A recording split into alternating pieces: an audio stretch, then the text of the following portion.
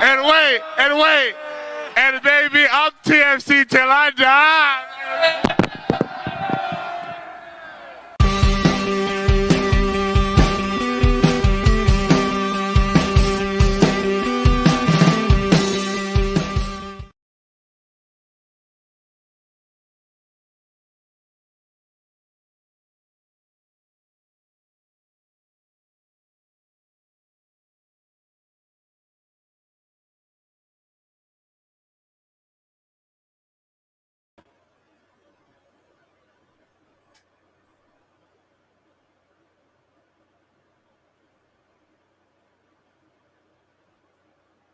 I think you're muted. Or am I muted? There you go. My intro was really good, by the way. You guys just couldn't hear it at all. But hello and welcome back to Toronto Till I Die, the Toronto FC fan show. And if you would have told me 9 months ago, when Canada was at the World Cup in Qatar, that John Herdman would be the next head coach of Toronto FC, I would have laughed in your face. But alas, here we are as the club officially announced today that John Herdman has been named the next head coach of TFC. We'll have a lot of Herdman talk on this week's show. We'll briefly recap TFC's 2-0 loss to the Columbus Crew. And we'll also get into the Lorenzo Insigne stuff because the drama never stops at Toronto FC. But before we do, no Mike Newell, no Jeffrey, I'm joined by Jeffrey Mesker. Wow. And we're delighted as well to be joined by our friend, guy needs little introduction, it's John Molinaro of TFC Republic. John, I want to start here on a positive note. We don't get too many positives, I guess, to talk about when it comes to TFC, but over the weekend, Michael Bradley made his 300th appearance for Toronto FC. On this podcast, we've talked at length about how important Michael Bradley has been to Toronto FC, but there might not be a better person to speak on that than a guy who's watched him closely his entire career, has talked to him a bunch, has built a bit of a relationship here in you, JMO. So just putting you on the spot over his span since he joined TFC back in 2014, is there a memory that stands out to you at all when we talk about Michael Bradley? I'd say that there are two memories, one on the field and one off the field, that kind of stand out about him. The one on the field, and I guess it's not so much a memory because I think this has been something that he's consistently done during the course of his time at TFC. It's just the sheer commitment and focus and tunnel vision that he has. Tunnel vision, probably not the right word, but you know what I'm saying. The guy is just so focused on the task at hand and holds himself to such high standards and all those around him to such high standards that it's unlike anything I've seen from any sort of TFC player, any athlete I've covered in this city. It really is remarkable, the discipline that he has in terms of staying focused at all times. And he was exactly the type of player that TFC needed to come along when he did, because the franchise was such a dysfunctional mess, and they needed someone like him to sort of really lead the cultural change, and that's what he did. So on the field, I can't sort of say there's one moment because it's been a series of moments like that. Off the field, and this is kind of a more personal thing, I will never forget in 2014 when unfortunately my mom passed away from cancer. And I was away from the team for a couple weeks. I wasn't really around all that much for obvious reasons. And my first time back at the training ground for practice, he was sort of walking off the field, and he was going to go back into the building. And he wasn't scheduled to talk to reporters that day. But just as he was about to open the door to go into the building, he looked around and he saw me kind of sitting on my own far off. Stopped dead in his tracks, walked back to me and said, we've really missed you around here, but glad to have you back. You've been in our thoughts and our prayers. And then, we kind of shared a couple more words, and then he walked off. Now, at that time, you got to remember, this was 2014. So this was his first season in there. The team was still kind of struggling under Ryan Nelson. And, Michael knew who I was, but he didn't really know me per se. I mean, he knew enough to say hello, and we hadn't really developed that much of a personal rapport up to that point. But the fact that he, took the time out to sort of, offer, the very warm words, and he didn't have to do that. That was something that's really kind of stayed with me all this time, and it's kind of one of my favorite memories of all my time covering TFC, because just the fact that he again took the time to take time out of his day to offer condolences during a very difficult time for me. It really meant a lot to me back then, and it still does to this day. So those are the two things that really stand out about Michael Bradley for me. Yeah, it's funny how you can't necessarily pick out an individual moment maybe on the field, but that's kind of some of who Michael Bradley was as a player. He was the guy who was constantly there, and especially during TFC's best years, he was so steady in the middle of the park, and he's never the guy who gets on the highlight reel. He's never the guy that has, I mean, except for maybe that goal against Charlotte last summer, he's never really the guy that gets all the clicks when people look at videos. But man, he's a guy that has been so important to TFC's identity over these years, and I would honestly say probably the most important figure to TFC's identity. Jeff, off the top of your head, anything that stands out to you about Michael Bradley? Sure, off the top of my head as he looks at his notes. Obviously, on the pitch, that the Azteca goal is for the U.S. men's national team. That chip from 85 yards out is just unbelievable, and is maybe my second favorite goal I've seen in all football. On the field, maybe Zlatan, calling him the philosopher of football, but also that brace to open up the 2019 season when he was briefly the MLS Golden Boot leader will always have a special place in my heart. Off the field, two things: the letter to the fans post the 2016 MLS Cup loss, which I thought set the tone for that insane run where we ended up getting the treble and coming this close to doing the quadruple. And on a personal note, that gif that the club put out where he's eating popcorn, but it's so obvious he's never let popcorn touch his mouth for 37 years. So he's sort of miming eating the popcorn, and there's like a little moment of disgust as it gets close to his lips. And I guarantee you they had to edit him tossing it away. And that one's always been great for me. So yeah, just off the top of my head, guys. Someone was prepared. Yeah, I mean, we all know how much TFC missed Michael Bradley throughout this season, especially when the club is going through such a rough time. But it's been a couple years of rough times here lately for TFC. And JMO, throwing it back to you, do you think at all that maybe these last 3 years, and I hate to pose a question, but I think a lot of people are thinking it, do you think these last 3 years, because it's been so bad for TFC, that Michael Bradley's legacy at all has been tarnished by the way that this is kind of starting to wind down here? No, I don't think so. I mean, I can certainly understand people make that argument, but for me, I think you have to look at the overall body of work. And again, I point to the fact of where this team was in 2014 when he arrived. I mean, this was a laughingstock of a franchise in MLS. I mean, this was really a dysfunctional club from beginning to end, from top to bottom. And bringing on Michael Bradley was the turning point. It absolutely was. And I can't sort of overstate that enough. He was I wouldn't say he was the greatest player in team history, but certainly I would argue the most important in team history.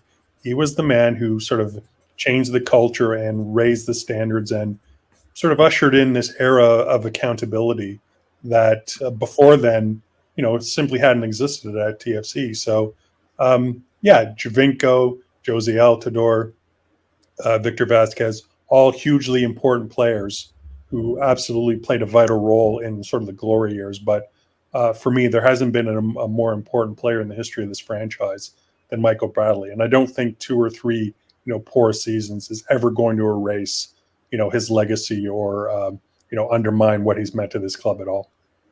That's what people will remember, and I hope that's what people will remember when they do think of Michael Bradley. But his career is not over. right? He's still under contract for the rest of the season. He does have a player option as well going into next season. We'll see whether or not he decides to activate that. But let me just quickly throw it back to you, JMO. What do you think is next? What's the read from you for Michael Bradley? What do you think is next here as he does go into potentially a year where he could be a free agent? Yeah, it's an interesting question. And I mean, I can't help but think that, and I'm not basing this on anything. I haven't heard anything directly from Michael or anyone in his camp, but I can't help but think that bringing on John Herdman probably reinvigorates him, or sort of gives him even more reason to exercise that option and to come back next year. Right? I do know there's a mutual respect there. You know, that Bradley has always kind of held Herdman in a high regard, and vice versa. And so I think the fact that, you know, potentially that Michael could end his playing career, you know, in Toronto, playing for someone who he holds in such high regard, probably gives him pause for thought and makes him want to come back for the extra year. I think, you know, that probably is probably one of the deciding factors in terms of what he does. I really can't imagine him leaving to go sign with another MLS club. I just think he's too invested in here. In terms of him and his family living in the city and what the city, aside from the football wise, has meant to him, even with everything that's going to happen with Bob. And I'm sure that probably left a little bit of a sour taste in his mouth, but I don't think it's enough to sour him completely on wanting to leave to Toronto. And again, I think, you know, Herdman coming aboard probably means I'd have to think anyway, that it'll probably mean he'll be back next year. Well, selfishly, I hope so, because what a disappointment it would be for Michael Bradley to have to go out on this note. A guy who we just spent the last 10 minutes talking about what he means to Toronto FC. And for him to have to go out on this note, it would be really, really disappointing, because this is a guy who deserves his flowers. So I'm happy we've been able to, you know, talk about it and give it to him a little bit here. Jeff, any thoughts just off quickly? Toronto FC captain, what comes next? I don't want to disagree, but I'm glad that you both outlined that it's going to take some time, because I think knee-jerk right now, my answer is, of course, his reputation's been damaged. Of course. You look at what's going on in TFC land, you look at hashtag TFC Live, and you don't have to scratch or look very far to find some rather inflamed vitriolic statements about Michael Bradley. I think the forest is a bit too close to the trees right now. And it's going to take some time to recontextualize his legacy.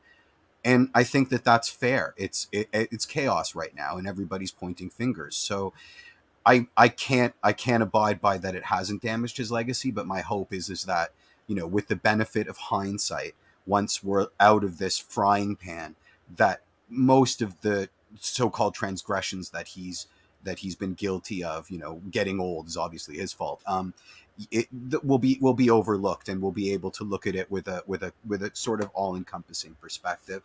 I also agree with you. I think Herdman coming here, let's be honest, the man's getting his coaching badges, right? And let's be honest, he enjoys being in a position as captain of this club to sort of learn on the fly off the coaches that come in. He has a respect for John Herdman. He has a club option that's entirely in his purview to activate, which is so rare in this sport, in this league, in the global soccer community. I think this changes everything, and that's going to allow for a year of him kind of getting to know Herdman and maybe helping Herdman out with some of the things that aren't necessarily part of Herdman's skill set with respect to tactics and that sort of thing. I know assigning Bradley any kind of tactical acumen right now is akin to like sticking my finger in an electrical socket, but I'm going to go there anyway. So yeah, I agree with all of your points, and my only counter is just, you know, it's impossible that his reputation hasn't taken a bit of a hit over this last little while. It's unfortunate, but it is what it is.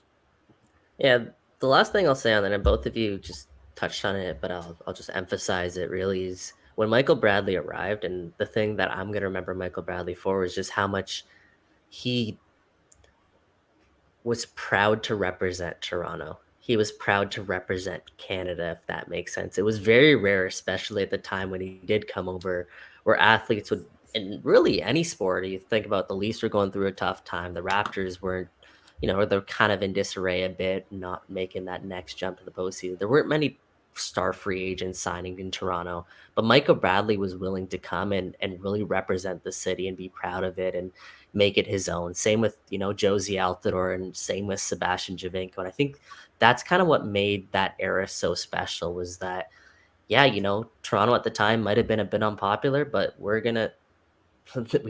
know the best kept secret, I guess, and we're gonna make this thing dang cool. And I think that they did that, and they lost that a little bit. And I think someone's job right now, who it is now to reignite that, is of course the news today. The biggest news today is that John Herdman has been named the new head coach of Toronto FC. He will assume the coaching duties for Toronto FC on October 1st. So that is important to know. So this next month, just over a month, will probably still be kept or managed by Terry Dunfield. And also worth noting, departing as well from Canada Soccer, presumably to join Herdman's staff here, which, by the way, will be announced at a later date. Our assistant coach is Simon Eady, Eric Tinlato, lead scout Alex Dodgson, and head of performance Dr. Cesar Milan. So a couple different areas in which TFC did need to address. It seems kind of the writing's on the wall where those individuals will also follow Herdman to TFC. But again, that will be officially announced at a later date. John, your reaction to the news, I guess, do you see this as a win for Toronto FC? Let's start with Toronto FC, because there is a lot of moving parts here and there's two sides to this, but let's start with Toronto FC. Do you see Herdman to Toronto FC as a win for the club? Potentially. I think, as I think we've all kind of can agree that this team needs a major overhaul, not just in terms of the roster, but more importantly, in terms of the culture of this franchise. It's very much reminiscent of where it was in 2014 when it was so toxic. And John obviously has a track record of sort of culture change. When you look at, when he inherited the men's team in 2018, it was a very dysfunctional side, and there was a lot of problems with that program. And you look at the job that he's done in terms of, stuffing the belief back into that team, where, they cruised through CONCACAF qualifiers and the best team in the region, and, took 4 out of 6 points against the Americans in Mexico in World Cup qualifiers. That would have been unimaginable, even 5 years ago. So he's really, I think the job that he did in sort of transforming, the Canadian men's team into sort of lightweights into heavyweights, very much so in the CONCACAF region, is incredible. So, and that's exactly what TFC needs right now. They need someone to come in and transform this team. What I would say is where I would have concern is that, well, a couple concerns. One, John has never coached a pro team. It's always been the national team. So, how will he deal with, having to deal with these players on a daily basis and managing, not from camp to camp, but from day to day? Maybe it'll be fine for him. So that's one thing I would say. But the other thing too is when you look at his track record with Canada Soccer, and I don't want to undermine the success that he has, because he obviously had a great deal of success with the women and the men's, but he left at very disadvantageous times for both programs. When he left the women, it was in 2018, essentially a year out before the 2019 France World Cup, and he was really leaving them in a lurch. Same thing now. He's leaving Canada, the men's team, at a critical time where the program is in disarray. There's all these questions about, the funding of the program and the future of the program, and the World Cup, a home World Cup, is only 3 years away.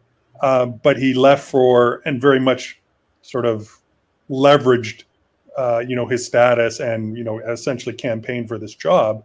So, he's leaving for greener pastures and leaving, his former team kind of in a lurch at a critical juncture. And I can't help but wonder if, John is a very ambitious guy. I don't think there's any, and that's not a bad thing, but what happens should, a European club in, a year's time or 2 years' time comes knocking on his door while he's still under contract? Will he feel obligated to stay loyal to TFC, or will he go on to the next opportunity? So these are all questions that I have, and I don't think it's unreasonable to ask them, just considering his track record. Yeah, I don't think so at all. And I like how you started the your answer there by saying potentially, and I think that is so important to know because I see a lot of criticism going around. A lot of people also bullish about this signing, but the reality is, for us, it's impossible to know exactly the effect that a coach has unless you were in the video room every day with the coaches. We're on the training pitches with the coaches. We don't get to see full practices, so coaches are judged by results, and at least in the public eye. And John Herdman will once again be judged by results. Jeff, do you have faith in that this is the right signing at the right time or right appointment at the right time for Toronto FC and John Herdman? Yeah, I mean, just to bring in something from the Greek chorus here. I mean, Boomslang says, "To be fair, you leave a job when it's best for you, not your employer," and there is some truth to that. Yeah, those are valid concerns, JMO. Absolutely, like to expect a certain loyalty to the badge when it's been proven that that doesn't necessarily exist, or at least it plays second fiddle to personal ambition. Definitely something to keep our eye on. What was the question? Do I think this is the right time? Yes. Mhm. Yes, I do. Because let's be myopic for a little bit. Let's not worry about what happens, when his presumed tactical limitations are exposed. Because right now we've got a step before that, right? Like we've got to get to a functioning club first. And that's where he's elite. So let's not look a gift horse in the mouth, right? We're not hiring him to be the lordship of TFC for the rest of the club's presumed history. We're hiring him for a certain amount of time. And as we've proven over the course of the last 3 years, we don't tend to keep people for the amount of time we hire them for anyway. But even so, let's let the man cook. It's almost a perfect meeting of the minds. He excels at the one thing that this team desperately needs right now. So everything else is expendable in my view. Like, let's let him do what he does best. Let the chips fall where they may in terms of whether he's going to get found out tactically or whether he's ready for the club environment or the MLS environment, because we'd be asking the same questions if we had hired a European coach. Is he ready for the travel, et cetera, et cetera. One thing that we can sort of hang our hat on is that there was nobody in this conversation that's better at establishing club culture than Mr. John Herdman, and we got our man. So let's take the W, guys.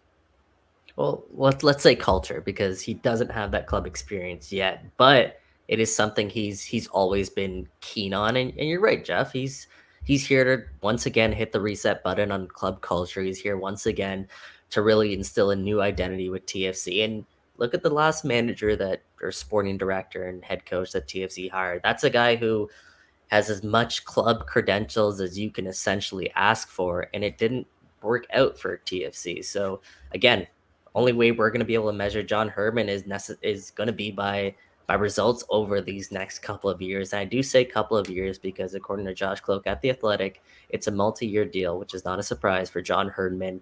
And I also say next couple of years is because, let's face it, the way that Toronto FC are currently constructed right now, it may be a couple of years for, TFC to be turned into contenders by both now Herdman and general manager Jason Hernandez. But JMO, John Herdman comes in, okay, October 1st.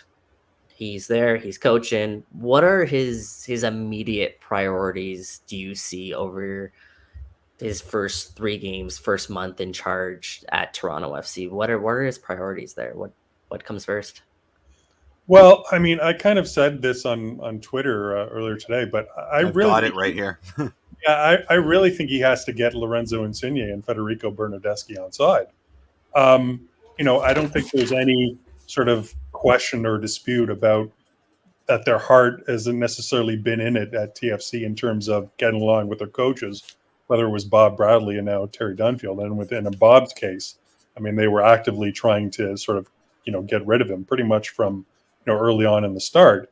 And, the dispute with Terry last week and where Insigne, walked off the training pitch on Thursday and threatened not to play, although he ended up traveling in to Ohio, suggests that, they don't have very much respect for Terry either. So, and from what, sources have told me is that, these guys are really sort of blatant and brazen with their lack of respect in terms of like the coaching staff, and feel that they should be getting, the star treatment, and they're not to blame. They feel that they're not to blame for the team's woes.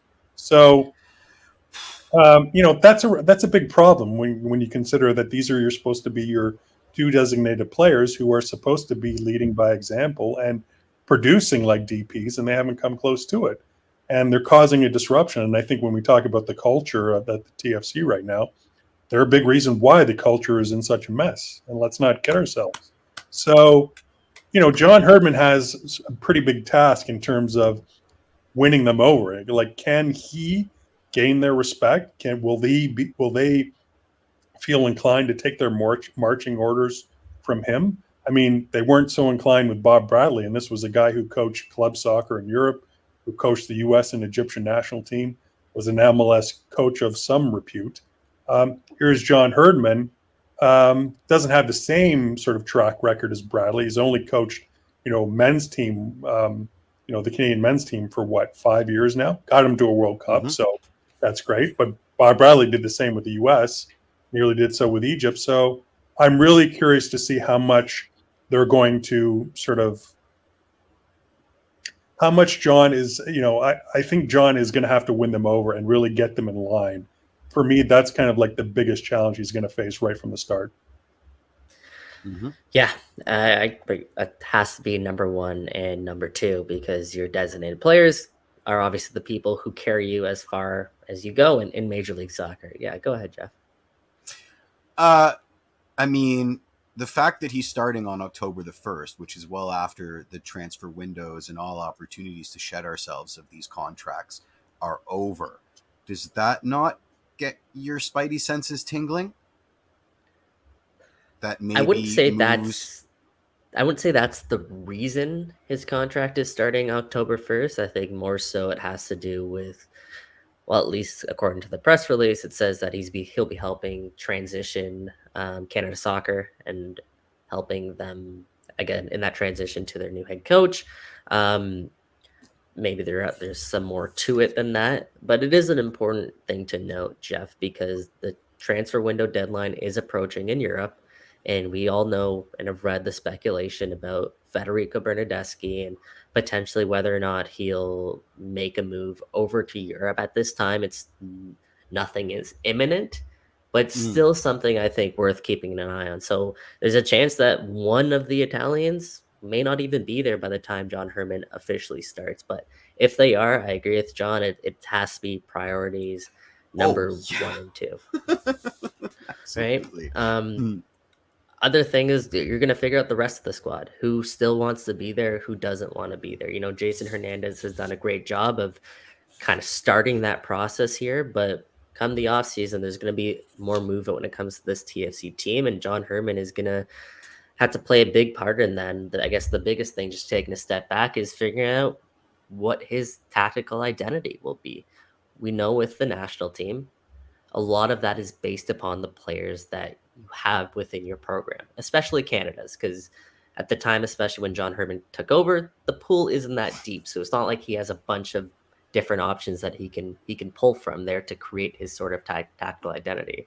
We've seen him revert to wingbacks to kind of get the best out of Canada's extremely strong wingbacks, and Alphonso Davies and Richie Larea and Tejan Buchanan and Sam Adekugbe, et cetera, et cetera, et cetera. But Toronto FC, it's if they do keep Insigne and Bernardeschi, it's how do you get the best kind of out of those players and then build around them. I'm interested to see exactly what his identity will be at the club level. I think that's absolutely worth keeping an eye on.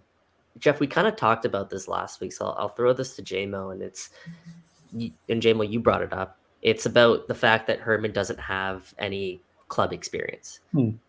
How big of a factor is that to you? Because I've heard varying degrees, and it has to be a factor, right?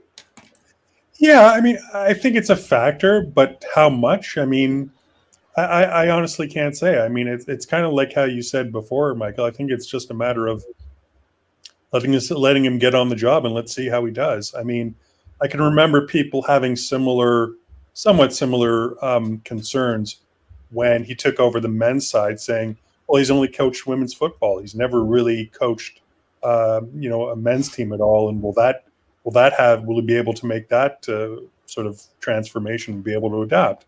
And it was never an issue, right? I mean, I don't think I think we could all agree he kind of made that transition rather smoothly.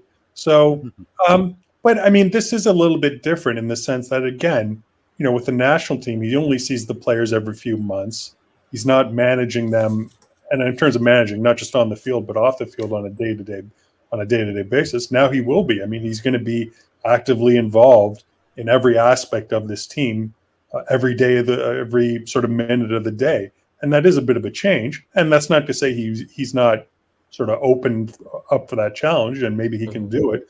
But it is going to be something new to him, and it's probably going to take some time. So I'll be really interested to see how he makes that transition from, seeing the players every couple months to seeing them every day and having to deal with them every day and managing them both on and off the field every day. It's a big sort of transition to make, especially when all your sort of footballing background has been on the national team level.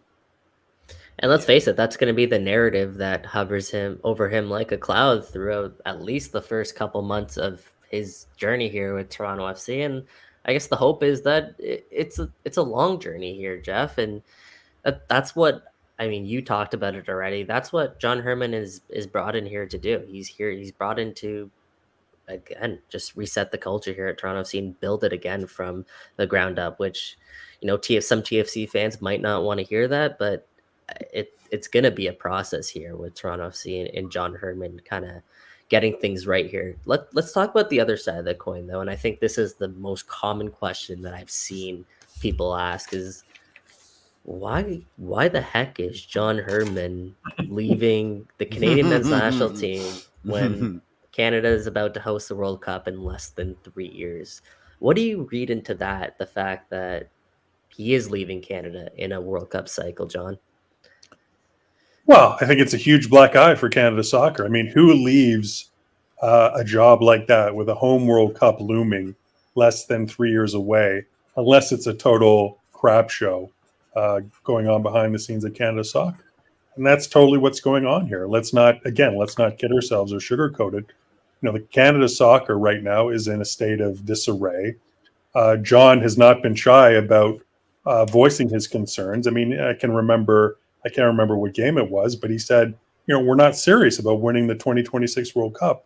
The team, Canada soccer is in a state of financial crunch right now.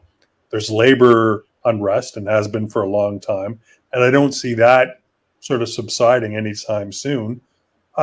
His hands are tied, really. I mean, there's only so much you can do. There's only, the resources simply aren't there, to the point where I think he just had enough, and he was starting to think about his next move. And yeah, you can make the argument he's moving from one dysfunctional situation to the next, but I would suggest there's a little bit more stability, when MLSE is involved, and certainly more money involved. And he's not going to be lacking for resources. He's not going to be lacking for support, and that's simply not the case at Canada Soccer. So I don't think there's any way to look at this other than this is a major black eye and a PR disaster for Canada Soccer to have their national team coach, stepping down with, time still left on his contract and a World Cup, roughly 3 years away.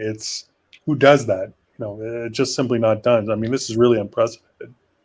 Yeah, and it's a national story, really, because of the ripple effect that this is now going to have. Obviously, Canada Soccer is without a permanent head coach. If you missed it, they've named Mauro Biello as the interim head coach there, and such a fascinating time. We'll see, I guess, with Canada Soccer and see who's next for that position, because a few names off the top of my head, Bobby Smirnionis is obviously the big one that I think a lot of people rightfully point to based on what he's accomplished with Forge, but there's maybe even some international candidates, because it is going to be a coveted position. But I also think that this Toronto FC job, a lot of people may not think this because of the way that Toronto FC have been the last couple of years and kind of just how toxic overall TFC have been, but I still think it was a coveted role. And I think that's why John Herdman was interested. And hear me out here, I'm going to say this.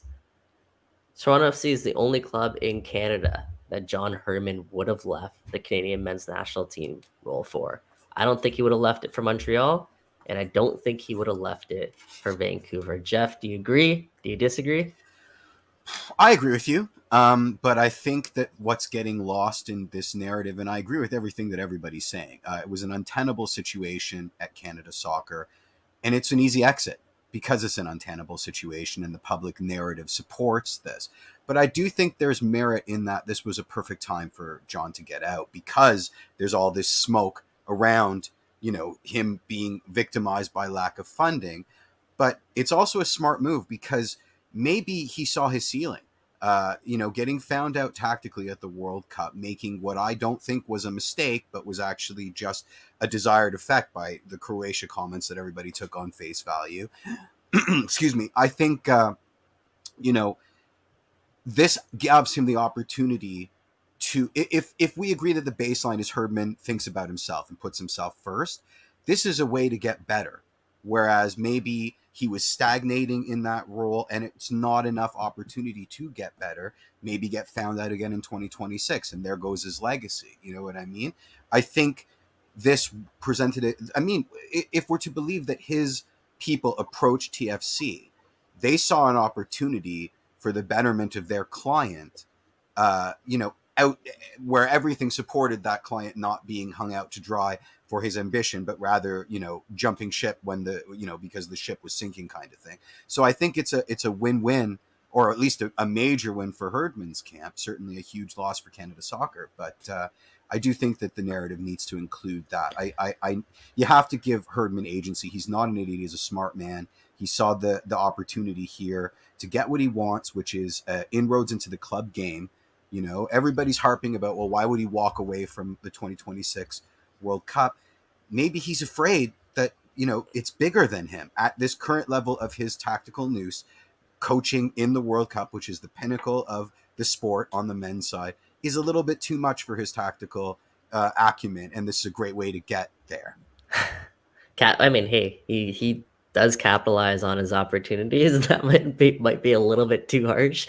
But hey, who knows? Listen, if I got found out in a way that he did at the World Cup, and that can't be excused. His tactics were all over the place, and a lot of times he was sort of trying to play a tug of war between keeping the players happy, keeping the press happy, etc., when it should have just been myopic. And I'm sure he's learned that lesson. But at the end of the day, this gives him the opportunity to really concentrate on that and start on doing what he knows he can do with his eyes closed, which is build up a club identity from the basement. Yeah, there is the possibility that 2026 comes around and let's say Canada once again goes winless in a really uninspiring fashion. And then all of a sudden, John Herdman, who maybe just a few months ago was on top of, it seemed like he was on top of the world when it comes to a coaching pedestal. There is a chance where his reputation would have taken a hit there. And, how often does the Toronto FC job become vacant? I mean, more often than we'd like to admit these last couple of years. But at this level, like representing this kind of a bespoke, tailor-made opportunity for what John thinks and what I agree is his best skill. The one thing that he's properly elite at. Yeah, for sure. He does like to take up a project. One thing I'm fascinated to learn about this whole process is exactly how it unfolded. There's rumblings that John Herdman decided to approach Toronto FC when he heard that there was the vacancy, which funny enough, we heard this in Terry Dunfield's first press conference, was that John Herdman was in the room when Terry Dunfield got the call from Bill Manning on the Monday morning, just hours before he was appointed as interim head coach. And Terry Dunfield actually asked John Herdman for advice about whether or not he should take that position. And it turns out just, a couple months later that John Herdman is the person that's now replacing Terry Dunfield as head coach. I'm fascinated to learn more about that, but John and I will both be learning more about that as John Herdman will be officially introduced to media tomorrow afternoon at the BMO training ground. So tune in for updates on his press conference. We'll also be speaking to Jason Hernandez, general manager, and of course, Toronto FC president Bill Manning. So a lot more still to learn. This is still very much so let's just call it a developing story. Well, last week there was another developing story as they've done recently. Mhm. The Athletics, shout out to our guy Joshua Cloak and Tom Bogert dropping bombs. JMO's already kind of touched on it, but the Athletic publishing last week, they reported that Lorenzo Insigne left midway through a Toronto FC training session on Thursday, 2 days before the team left for Columbus after a heated argument with interim head coach Terry Dunfield, with Insigne telling Dunfield he would decide if he would play TFC's game. The argument reportedly again stemmed from Dunfield's decision to have Insigne share reps in a drill with DeAndre Kerr. Multiple sources, according to The Athletic, with knowledge of the events, said that Insigne left the training field. As Insigne left the training field, he was heard making derogatory comments about TFC and how differently he is being treated compared to other MLS stars. And again, this is a big one. It was not the first time that Insigne walked out of training. I'll start just by sharing my initial thoughts. Not surprised whatsoever hearing that. Just because, and as John illustrated, this has been kind of the Lorenzo Insigne we've come to really know and really expect here at Toronto. It's a guy that, quite frankly, and I said this, he operates as if he's bigger than the club. And yeah, fair. Some people point out he might actually be bigger than the club, whichever way you want to use to define that. But there's also the other side of things where, and I think it's fair to say, is the club haven't really lived up to their side of the bargain either.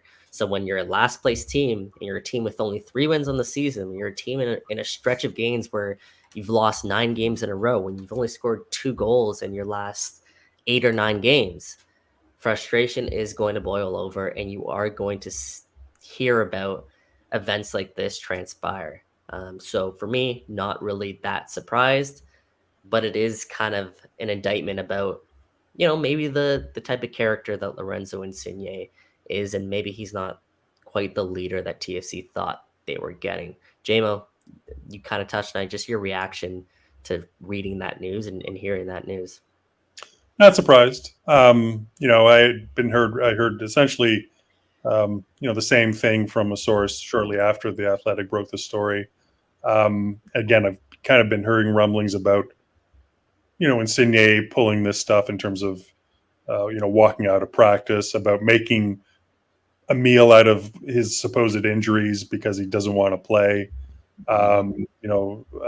stuff like that. And again, going back to last, really to last year, when him and Bernardeschi have kind of, effectively been teaming up to forcing Bob Bradley out of a job because they didn't sort of respect his tactical vision or the way he managed the club. So, again, this is par for the course, and it really raises the question about how much due diligence TFC really did in going after him. I appreciate he's, big international star who helped Italy win the European Championship and played Champions League football with Napoli, and probably could have at the time when they signed him, probably could have started for most big European teams. But him coming here, it just hasn't lived up to expectations, and I think a large part of that is just because of his attitude and the fact that he does think he's bigger than the team and that he should be getting some sort of special treatment, and that all of TFC's faults, he somehow bears no responsibility. And I'm not laying it all on his shoulders. I mean, there's plenty of blame to go around, but I don't think there's any question that, his lack of production and his attitude, and the lack of production and attitude of Federico Bernardeschi have been major contributors to why TFC is in this mess. So, it really sort of raises the question as to how much did TFC really delve into this and really talk to people who have played with Insigne, what it's like to coach him, what it's like to be his teammate, because it's not just about what he brings on the pitch. It's also about how he's going to gel with the rest of the team and how he comports himself. And, everything I've heard about him so far suggests that, perhaps TFC didn't really do as much homework as they should have when it comes to, that sort of side of it, things.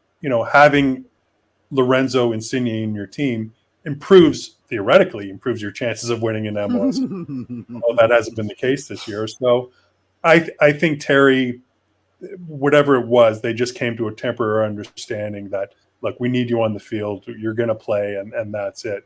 Now, I thought Insigne did okay. I mean, he hit the post that one time, and he seemed to be pretty engaged in the game, which was a positive sign. But again, I don't think he produced enough. But you can say that about a lot of TFC players in that Columbus game. Because a pretty disappointing effort, regardless of Terry's rose-colored evaluation of it afterwards, saying how they worked their asses off, and he actually thanked them for their hard work. I was tough team to beat. Yeah, I mean, I was pretty stunned by how lackadaisical they were, if anything, not by their hard work. 100%. That's not the first time he's taken that approach after a game as well, right? We think back to every post-game press conference, every last one. Well, the NYCFC one specifically, where it looked like the team essentially gave up. And I think, JMO, you might have been the one to ask him whether or not he felt like his team gave up on him. And he quite frankly said was no, not even a little bit, which anyone watching that game probably would have disagreed. But that's kind of the route that Terry Dunfield has been taken. And I guess let's take a step back. Do you think that this team has put Terry Dunfield in a fair position? Because he accepted the role and he knew what he was getting into. But do you think the team was fair to appoint Terry Dunfield at this point? I guess they had to appoint somebody. I think he expected 4 games, like Bill Manning outlined, and I think this has been a much longer stretch than even he anticipated. Yeah, that's fair. JMO? Yeah, I mean, look, I think it's unfair in the sense that he did not see this coming, right? I mean, he was with John Herdman when he got the call. I mean, he was totally blindsided by this, and I don't think he was really in a position to say no, right? I mean, he was, was he going to turn it down? Because then how does Bill Manning sort of interpret that, and what does that do to Terry Dunfield's career and future prospects of the club? So he was really sort of backed into a corner in a lot of ways. And again, let's not kid ourselves. He inherited a team that is in, a dire situation here, who was in a complete mess, who, hadn't been scoring goals, who hadn't, won since late May. He did not inherit a team that was sort of a work in progress. He inherited a team that was in a downward spiral. So, yeah, he accepted the job, no question about it. But I'm not sure he had much choice, because I think to turn down that offer would have been career suicide on Terry's part. 100%. Yep, exactly. Yeah, and I just hope that he's 0-8. He'll have 5 more matches left to hopefully improve on that record. But you have to wonder, is teams looking from the outside now, the first thing they probably look at is managerial record. And that's not exactly a glowing stamp on your resume to point out that that's kind of what transpired. But I hope, teams that do end up, looking at Terry Dunfield, whatever capacity, also look at it with context, because I don't think that he's been put in a fair spot, but I also don't blame him for not turning this job down, because it was a significant opportunity for him. So yeah, I get it. I'm with you. It's just, kind of unfortunate to see how this all played out. Jeff, you caught the game on Saturday night. Big talking point was Cassius Mailula. We were excited to see his debut. We saw a bit of it. He wasn't maybe as involved as we'd like him to be, but what did you make of just kind of the brief stints you saw in him? An alternate universe, he scores a goal on his first touch, and we're having an entirely different conversation. He was so damn close. He was electric. He looked exactly as he looked exactly like what was written on the box and what was in the awful dubstep highlight video that we all had to suffer through when the announcement came. Not because of the skills, because of the dubstep, because it's always dubstep. Yeah, I really liked him. I thought he brought a lot to the table. I thought he was electric. I thought he was making some really unselfish runs. He was getting him behind often, and he had a smile on his face. I mean, the biggest shock for me with Prince Owusu, other than the fact that he's now part of lower leg injury FC, again, for inexplicable reason, is it took him, all of 4 minutes to get the same frown that the rest of his teammates had on the pitch. Like, it honestly felt like he'd been playing for TFC for the last 3 years. And then here comes Cassius, and, kid looked like, I already felt bad for him, because I'm like, when is that smile going to turn into a defeated frown, and when are his shoulders going to slump? I hope never, because I really liked what I saw. And, in the way that you were saying, I would say a little bit small sample size, that you think Prince Owusu, Mr. Sneer is the future of TFC's attacking core. I saw way more to be excited about by our boy Cassius, and again, the fact that he's so loved, and for a while, all of TFC land were various South African football accounts just telling us how great he's going to be. You got to take some comfort in that. Like, they love this kid, and I sort of do too now. Yeah, I mean, I think that's I liked how you said he was going to play with a smile on his face, and I think that's something we highlighted at the time. Is, hey, this is a guy that's coming over from South Africa and is grateful to be playing at Major League Soccer. And TFC, as we've talked about, they've recruited the opposite. They recruited guys who are coming over from Italy and are like, you should be grateful to have us play for your team. That's so fair. That's so eloquently stated. Yeah. I do like how there's that shift in mentality. JMO, what did you see out of Cassius on his debut? Anything different from Jeff? Just to reiterate what Jeff said, I mean, I think the unselfishness of his runs, there was a creative spark there. I mean, I think as soon as he came into the game in the 64th minute, you could just tell there was an automatic lift, right? And he was getting in behind and, nearly scored with his first touch of the game, which would have been, incredible moment. Had some other sort of in that world. It was. I thought he linked up well at times with DeAndre Kerr, who also came in, in the second half. So you kind of see glimpses of why the club had been tracking him for a while now, and why they wanted to bring him over. And I think you're quite right, Michael. I mean, the fact that he plays with a smile on his face because he knows that this is a big opportunity for him, right? And let's not kid ourselves. He even said himself this. When he came to Toronto, he said, this move gets him closer to Europe, because he knows if he can do better here, then, essentially he can move on to play abroad, which is his ultimate goal. So he's clearly incentivized to do really well, beyond whatever. I'm sure he's getting a raise in terms of money from what he was making in South Africa. Whereas with the Italians, I think it's pretty clear they only came here just to line their pockets, which, fair enough, but they're not producing at the same point. That's not the case with Cassius. I think he's really motivated to do well and is playing with a smile on his face, and we clearly saw that. Aaron coming in off the top rope. Aaron Ginsberg. Nobody tell him that we don't sell players. Shh. Everybody be quiet. Mm-hmm. Hey, come on, Jaden Nelson. Shout out Jaden Nelson, by the way, doing extremely well in Norway. We keep seeing him pop up on the highlight reel, and I was about to say he should be on John Herdman's radar, but he should actually be on Mauro Biello's radar. Yeah, I got to get used to that one. I'm shifting that one over. Cassius, again, just a different type of energy here at Toronto FC. And I think that is important to note is, we're saying John Herdman has to come in and he has to be this shift in culture. But at the end of the day, it falls on the players. And, Bob Bradley, when he first came in, I think his biggest agenda was to getting guys who have great locker room presence, guys who are good professionals. He always used to say guys who love football, love the game, and love, training. Again, that hasn't worked out.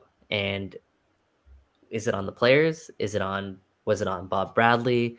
Was it on kind of just the overall culture that Bill Manning has instilled here at Toronto FC? Because at the end of the day, let's face it, this is likely Bill Manning's last strike, right? I mean, he's appointed what now? 7,000. After Greg, you had Chris Armas, and then Javier Perez as an interim, then Bob Bradley, now Terry Dunfield as an interim, and now this is John Herdman. He's swinging big. And don't get me wrong, this is, again, I personally think it's a good swing from Bill Manning based on, I believe, the resources that he had. So for him to go out and get the Canadian men's national team head coach and still make that, marketing splash that we know he does like to make, yet still, in my opinion, bringing in a good coach, I think it's a good move. But again, if it doesn't work, I you have to say, I think it is probably strike three and you're out. But hopefully it doesn't get there, and hopefully we are talking more about John Herdman era at Toronto FC, and hopefully now the Bill Manning era at Toronto FC. Last thing I want to book. Okay, you do your last, and then I'll do my last. Okay, I want to talk a little bit about, just quickly, Franco Ibarra not getting benched and then not even being brought into the game. The reason I want to bring this up is because he's a loan signing. Don't get me wrong, they don't have an obligation to play Franco Ibarra, but he was clearly incredibly talented when he came over. Still is an incredibly talented player. It just, at the time when the TFC made the move, it was kind of a head scratcher for me. It didn't really make sense because he's only coming in on a couple month loan on a team that had really no chance of making the playoffs. John, can you help me make sense of the Franco Ibarra move, understanding that he didn't even play on Saturday night? I can't. No, I don't really have any sort of rationale for that, other than to say maybe there was, maybe he was carrying some sort of minor knock, which lower body. It wouldn't be inconceivable, just considering the way this team's sort of luck with injuries are going. When I saw him in training all last week, he was fully involved in all the training sessions, seemed to be getting along with everyone. So the only thing I can think of is maybe something injury related. Maybe it's something where he's copying an attitude now and or for whatever reason, or maybe it was just something from Terry's perspective. I mean, it has to be said, I thought Alonso Coelho had a pretty strong game yesterday or on Saturday. So maybe it was just a simple matter of wanting to get Alonso going and really give him some playing time, because he's, obviously a permanent player and is going to be, one would hope and think, a long-term prospect for this team. So it could be as simple as that. And that's why the move didn't make sense for me, is because you have players like Alonso, you had Michael Bradley coming back, you have, I know, okay, you ship out Mark Anthony Kaye shortly after, but you still have some depth there in the middle of the park. And if you're not going to play him, it's a bit of head scratcher. But that is to be said. They paid just $50K in allocation money for Franco Ibarra, so it's not like they sacrificed a lot. Go ahead, Jeff. I think there's more to this move than just this move. I think this was helping Atlanta out, and I think the anticipation is that Atlanta will help Toronto out if and when that need comes. Also, I'm shedding no tears for benching a lone player at the expense of a permanent player, and I think you hit the nail on the head right there. If it's between getting Ibarra going when he's here for 9 more games, 8 more games, or getting Cuello going, I go with option B 100% of the time. It's going to go down as one of those random, hey, do you remember when Franco Ibarra played at Toronto FC for 3 months? It feels like Benazé, where we all found out that they had a cap on how many appearances they could give him in his loan deal before it became permanent. And we just never played him again because we didn't want to make it permanent. Shenanigans. But what was it we were saying when he first came, that the idea was to test the waters with this TFC team with a more mobile, more young 6? Maybe we've already got all the film we need to know that's going to work or not. Or maybe, with Herdman coming in, it's not about a single pivot, it's now about a double pivot. So his usefulness in figuring it out is thusly negated. But certainly I'm not shedding any tears for his lack of playing time, because he can get it back at Atlanta where he belongs, right? He's not playing here. So yeah, and there you go. Another midfield guy, I see people in the chat asking. Let me just bring up Danny's comment here, because I think it is a fair one. He's asking, why isn't Jonathan Osorio getting the criticism that comes with the designated player tag? He's been awful. He's a designated player. there needs to be a larger microscope on him. I think awful's a little bit harsh. Has he lived up to his designated player tag? No, but it's also worth mentioning and emphasizing for the 20th time. He's not a traditional designated player, right? Thank you. He's a TAM signing, and I know he's classified as a DP, but that's just bookkeeping. Okay, he is a TAM signing, so I think criticizing him as a DP that's just not fair at all to him. Not that fair. being said, I don't think I think he's had a down season. I think that's fair to say. But there's not many people on Toronto FC who have had up seasons. But you have a guy in John Herdman who, at least in the recent camps, has made Jonathan Osorio one of his most important players. So if there is someone out there who can reinvigorate Jonathan Osorio, if he needs to reinvigorate, I'm not suggesting that he does. I think it's more so just the byproduct of his environment. John Herdman's the guy. So something else to quickly watch out for. All right, let's get into... Before we do the burning question, one quick round for you guys. Who is your man of the match, the Columbus game for TFC? I want to see if it's different for everybody. Oh, I go with Coelho. I thought he was quite impressive in in the performance that he put forth. And again, very difficult circumstances playing away to Columbus. I really thought he had a composed and really mature effort all around. Nike? Yeah. I think I can't disagree with that. I think Alonso Coelho was one of the lone bright spots in the middle of the park. How about you? I guess we all agree then. I just wanted to see if someone would. I just wanted to see if someone would mention Thomas Romeo, because he did, go up against 31 shots and let two howlers in. But no, I wouldn't pipe him for man of the match, because those two shots. One was the same thing we've seen before, coughing up a rebound, and sure, his team did him no favors. I mean, play to the whistle, guys. Like 2 weeks in a row now, you've let the goalie cough up a rebound, and then immediately another player wants it more, and we're down 1-0. But it's the same 2 rebounds. So obviously his shot stopping, despite facing 31 shots, is kind of crappy. And then his distribution is also garbage right now. And I'm also not seeing the kind of leadership from the back and the kind of vocalness that I want out of a number one goalkeeper. So yeah, he faced 31 shots, but that's an admonishment of the side more than it is a testament to his quality as a shot stopper. You know what I mean? So you just took that segment to rip on Thomas Romero, eh? Yes, I did. I absolutely did. 100% did. Sorry, buddy. You are right in my crosshairs this week. No, but I think it does show you just how much and how big of a difference Sean Johnson makes at the back there. I mean, people know this, people recognize this, but Sean Johnson, massive difference maker for Toronto FC, and he's going to be at 4 to 6 weeks or 6 to 8 weeks now with that he's not coming back this surgery.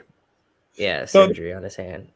Well, sorry, and not to hijack things, but I think one thing that really kind of stood out about that game was the fact that, Michael Bradley was deployed as a center back with Ame Mabika on the bench.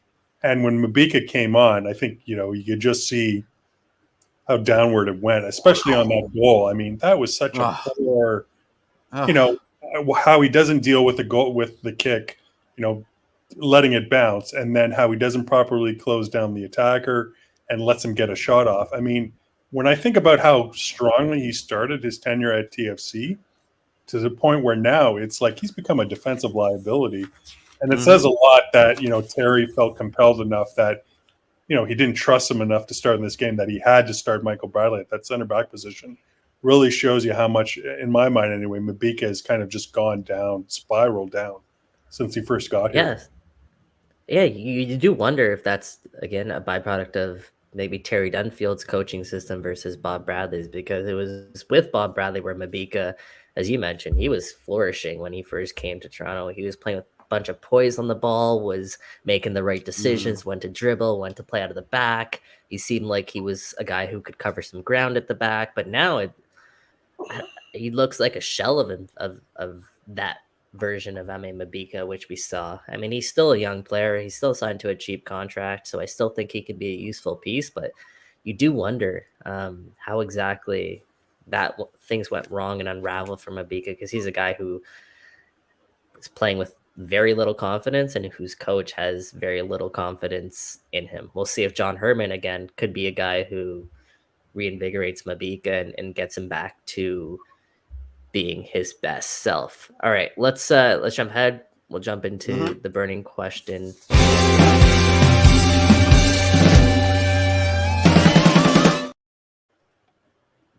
Nope. Adjustment. No, Michael. Stop muting yourself. Am I good? Yeah, you're good now. Oh, weird. All right. The burning question presented by Nextdoor. Nextdoor is the official community app of Toronto FC. It's used by 1 in 5 households in the GTA. The Nextdoor app is an awesome way to get things done in your neighborhood. We're posting clips, contest details, and other goodies on the Toronto FC fan group, so make sure you check it out. To join the group, download now in the App Store or get it at nextdoor.ca. So this week, we did ask this question before the Herdman news, so we do have to kind of preface it with that. But we just wanted to get the temperature in the room and get a feel for what TFC fans were kind of feeling, because it feels like TFC Live has been a bit toxic of late. So we asked, just how are you as a Toronto FC fan feeling right now about this club heading into a home game on Wednesday? So Steven Sawicki on the Nextdoor Canada group, he said, I don't feel good about this upcoming game against the Philadelphia Union, a hungry team that is looking to improve its standing in the Eastern Conference. Yeah, we can't really disagree with that, Testify. Right? Yep. Philadelphia is second in the Eastern Conference. They're a team that had a slow start out of the gates, as they had a bit of an MLS Cup hangover. Obviously, I was making a deeper run in Champions League as well.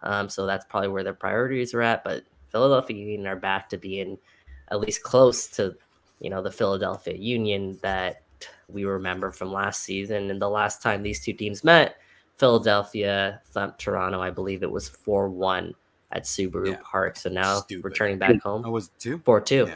Yeah. There you go. JMO, how are you feeling about this game for Toronto FC's chances at home? Do you think shifting things back to BMO Field, do you think this fresh energy of John Herdman, he won't officially be on the touchline, but at least the announcement that he's coming in, do you think that does anything to this team? Do you think TFC have a chance here against the Union? No, I don't. No, I mean, look, I could sort of paint a rosy picture here and say, yeah, look, this is great news. I mean, they're magically going to turn it on and they're going to come out and play like world beaters. This is the Philadelphia Union they're playing. This is not sort of, the Colorado Rapids, who are bottom of the Western Conference. This is one of the best teams in the league. And TFC hasn't won in a franchise record 13 games. They've lost 10 in a row. They've only scored twice, during Terry Dunfield's 8-game run. So, what do I have to believe that, Wednesday is going to be any different, especially after such an anemic performance against Columbus? I mean, they were only down 1-0 in that game for the longest time. And what struck me was the complete lack of urgency and complete lack of self-belief. I mean, and I wrote about this on TFC Republic today, but where's the pride? Like, where is the will to win? Where is the self-belief? It's not there. So, I mean, to think that it's magically going to just reappear, Wednesday, just because, Herdman has been announced, I think that's downright silly to think that's going to happen. I mean, I can't think of a single reason why that wouldn't be the case. I can. Why? Go ahead, Jeff. I think you're actually going to see players. I know I'm remiss to say playing for their jobs, but I do think you'll see it. I mean, I don't know to how much, and I don't know how long. Probably the first 15 minutes, and then we'll get scored on. Everybody will hang their heads down, and shoulders will drop, and it will be the TFC of yore. But I think for the first 15 minutes, we might see a bit of a fire lit under some of these players' behinds to make a good impression for the incoming gaffer. Will it be measurable? Probably not. Will we still get mollywopped? Absolutely. So, there we go.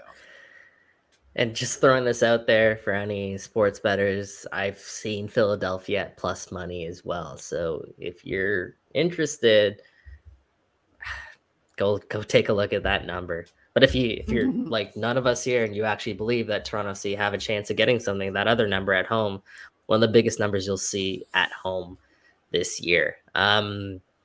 Yeah, I wish I could end this on more of a positive note, but the only thing we can say is it's a CNE game. It's free on Apple TV if you've got your season ticket membership. There you go.